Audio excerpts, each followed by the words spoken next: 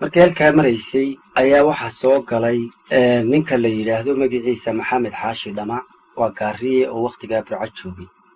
wuxuu soo diray heestan uu u soo bixiyey marka hore salaanguud wuxuu yidhi marka hore salaanguud rabbi sayma kaahay marka xiga sabeenii midihaysi sidatee saddexdii hadhee dhalay jee sabooli maaloo ku sangaaguroodaa xalay socota baahani marti ugu safteenoo mid siniin lahayd baa dogob loogu sulayoo ninba waax la siiyey laba saaka joogee saaxiibma nabad baa waxay suuban leedahay ninka soo socdaamee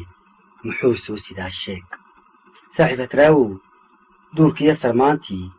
saaciyo ugbaadkii sogsogtii iyo galoolkii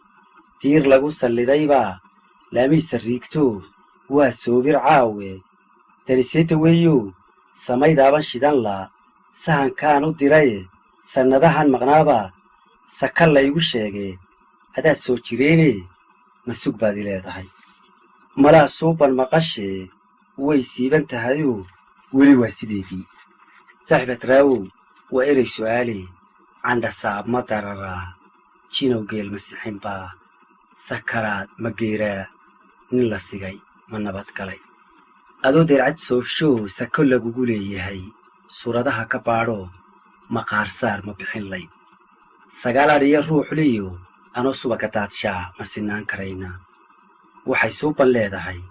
suuraaf miyaanahay salfudaydku waa maxay naf jacayl sawaabaan sahwidaynahayne duqisaba wanaag yiil wuu soo socdaayoo seerihiisa kii galay dhabu seexan maayoo saylac waa tallaabee cirka sare hadduu dego saddex maga ilaahay seeftu way dultaallaa saaxiib hadraawow ninka saxar la guursaday masee dad ka dhigataa waxay suuban leedahay ninka maydka sarayow damqan maysa saantuye waxa iga sargooye ah hadda saaqi waa fool anigow si tiriyow saadan buu ku buuxaa intaa waranka sooyaan ha iska samay la'aadee saaxiib ma nabad baa